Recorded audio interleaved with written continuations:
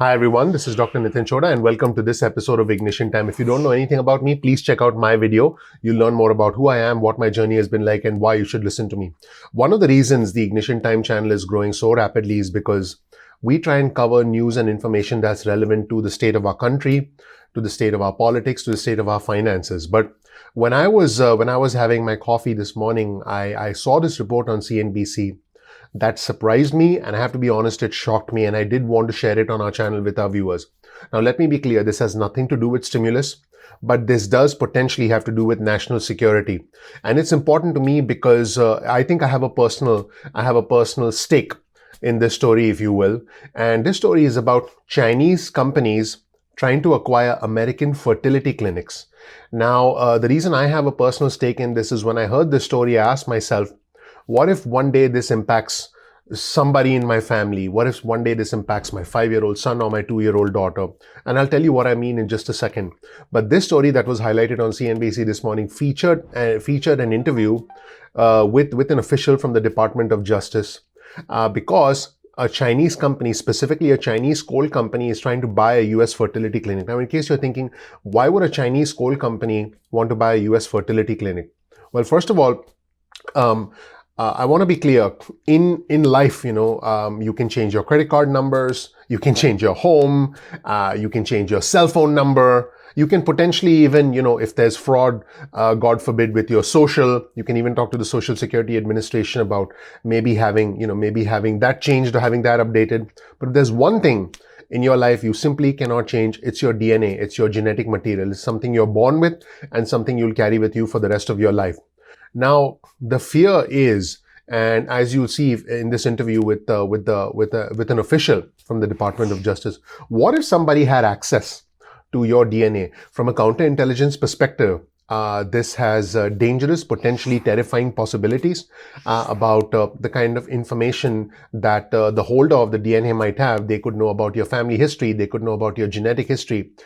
They could know about any conditions that you have, any ailments, any family history of heart disease, diabetes, and things like that. And the reason I have a personal stake in this is when I saw this, I asked myself, hey, let me put it this way. Let's say a child today is for whatever reason, let's say the child's DNA gets compromised. Let's say that child grows up one day to be a CIA official, the head of the Federal Bureau of Investigation. What if that child becomes a US senator? What if that child becomes president? What if that child's DNA is in the hands of a foreign country, potentially a country that could, be the number one competitor in the next 40, 50 years.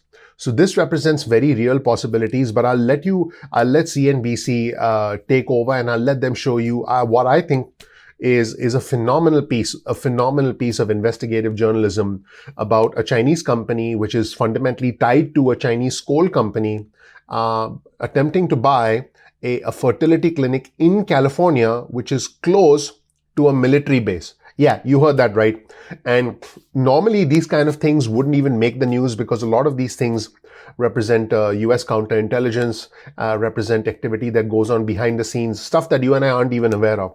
I mean, for most individuals, the only time you think of a Chinese company is, when you buy stuff made in China or when you want to buy the Alibaba stock or something. This is the American government at work to act proactively from a counterintelligence perspective and trying to stop problems from happening before they happen. Stuff that we rely on counterintelligence for. Let's roll the tape and you'll understand exactly what I'm talking about. CNBC has learned that the U.S. government has used a secretive process to block a Chinese company from acquiring an American fertility clinic. But why would they do that? To find out, we went to the Department of Justice for answers. John Demers heads the National Security Division of the Department of Justice, making him one of the country's top spy hunters. Your genetic material, your biological material is among the most intimate information about you, who you are, what your vulnerabilities may be, what your illnesses have been in the past, what your family medical history is, etc. And again, that can be used from a counterintelligence perspective to either coerce you or convince you to help the Chinese. Our investigation has found 4 of the roughly dozen fertility clinics in the San Diego area have investors with links to China. Fertility treatments are hugely popular in China after the repeal of the one-child policy there, and Chinese customers have flocked to American clinics, which are seen as among the best in the world. Take the case of HRC Fertility in California. One of its offices is in Oceanside, just a 14-minute drive from the front gate of Camp Pendleton. There's no way to tell from its offices or website, but the fertility clinic's ownership history is global and extremely convoluted. In 2017, management rights to HRC Fertility were purchased by an investment entity in the British Virgin Islands that was in turn owned by a Chinese coal company. Later, a new entity took the company public on the Hong Kong Stock Exchange. So why would a Chinese coal company want to buy a U.S. fertility clinic in the first place? HRC tells us the coal mining subsidiary was merely a convenient investment vehicle, and the company says it's engaged in significant restructuring to allay China-related concerns, including keeping all U.S. patient data on servers inside the United States. And as for the clinic being located near a U.S. military base, the company calls that a meaningless coincidence. So let's step back and analyze this for a second. We are in a global economy. There's nothing that should prevent a foreign company from investing in a US company, from being able to acquire US assets. But then this is a fertility clinic we're talking about. This is access to individuals' DNA. This is access to health data. Because remember, in a fertility clinic, not only do you have the DNA of the parents, potentially the child, but you also have the family history, all the medical data of the parents, and by extension, their extended family, because DNA does indeed reveal a lot of data. So the question arises, should a foreign company, in this case a Chinese company, be prevented from acquiring a US company? And when the Department of Justice official was asked about this, he said as long as the foreign company is using the US company to generate profit, that's okay, because at the end of the day, the acquisition of companies should fundamentally be about profit. But the dangerous thing, the terrifying thing, is what if medical data becomes compromised, and what if the data that essentially constitutes an idea set or a data set about a population becomes known by a foreign entity? Can that data be used to engineer a biological weapon? These are the words used in the CNBC article, and that is a terrifying reality, because keep in mind that once data is out there, keep in mind that, let's say your credit card number is out there, you can change your credit card number. Let's say, your phone number falls into the wrong hands, you can change your phone number, right? You can change your bank account, you can even move, you can even change your home, right? You can change your car. But once your medical data is out there, let's say you have a family history of heart disease, you have a family history of diabetes, your DNA, let's say, you have a family history of a neurological or some sort of autoimmune disorder. And if that gets into the wrong hands, and if your DNA gets into the wrong hands, that is not something that's you can't just reverse that. Once the genie's out of the bottle, it's out of the bottle. So this is the real fear with the acquisition of information pertaining to our DNA by a foreign country. And this is something that can be taken that can essentially go out of control and should be taken seriously. Let's watch and see what the US government has been up to, including a branch of the government, including a division, if you will, of the United States government that is functioning behind the scenes to be able to take action against situations like this. Now, before I show you the segment, I want you to know that for me, this was a very interesting news clip. That's why I featured it on my channel. The Ignition Time channel is about important news, whether it's politics, whether it's personal finance, whether it's news that pertains to our country. And so let me know in the comment section below what you thought about this video. Let me know in the comment section below what you thought about this potential threat that is that could exist. I'm saying could exist because we don't have full visibility. The government and the agencies that are investigating this, they are the ones that have the full visibility. Also, please check out the link in the comment section below. If you want to check out this interview for yourself, please also share this video with friends and family members and let me know what you think. Your vote of confidence in me and my team is you clicking the like button, you clicking the subscribe button, and you smashing the notification button if you learned something new from this video. I would really appreciate you doing that. Also, please don't forget, once again, please share this video with friends and family. That's how we grow our community. Let's roll the tape and see the rest of this CNBC segment. But it's the kind of transaction that can be concerning to the U.S. government. So what if you saw a subsidiary of a Chinese mining company buying an American fertility chain? Would that be a red flag to you?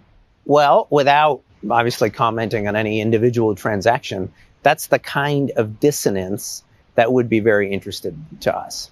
In a statement, HRC told us in part, the company complies with all relevant federal and state laws and regulations regarding patient data security. We take patient information and data security seriously and do not share any patient information with our parent company. In fact, we go beyond the requirements and use third-party experts to confirm the security of our patient data on a regular basis. It's a big global economy. Why should we say there's anything wrong with the Chinese buying American companies? Well, what we're worried about is the use that they make of the data. If all they were doing was then running that company as a going concern and earning the profits from it, that would be fine. What could they do with it? Demers says there are some terrifying possibilities. The worst case would be, and I'm not saying that we've seen this, but the worst case would be the development of some kind of biological weapon. Really? If you had all of the data of a population, you might be able to see what that population is most vulnerable to. Mira Ricardel, the former Deputy National Security Advisor, told CNBC CFIUS, the highly secretive Committee on Foreign Investment in the United States, located in the Treasury Department, has already taken action. Has the federal government ever blocked the acquisition of a fertility clinic in the United States by the Chinese? I believe they have. Again, these are not things that are reported. It's a confidential process, but I understand there's been at least one case. And guys, CFIUS does have the authority under U.S. law to actually force American companies to be divested of their ownership if they think that there's a national security problem there. There's no indication, though, that that's happening right now with any of these Chinese-linked fertility clinics inside the United States. Thank you so much for watching, everybody. My name is Dr. Nitin Chhoda with Ignition Time. I really appreciate you watching our channel and giving us your time. That means a lot to us. We release videos at 2 p.m. East Coast time most days of the week. Remember, you can get your cell phone out, send a text message with the word ignition or with the word time to 70,000. That's 70000. You'll get added to SMS alerts list. You can also get added to our email list.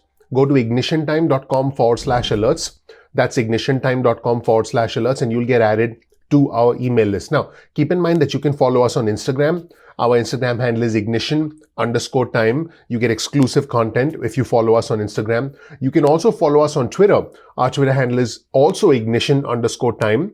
That's ignition_time. You'll get breaking news and alerts from us on Twitter. Now, keep in mind, YouTube does not always send out notifications on time.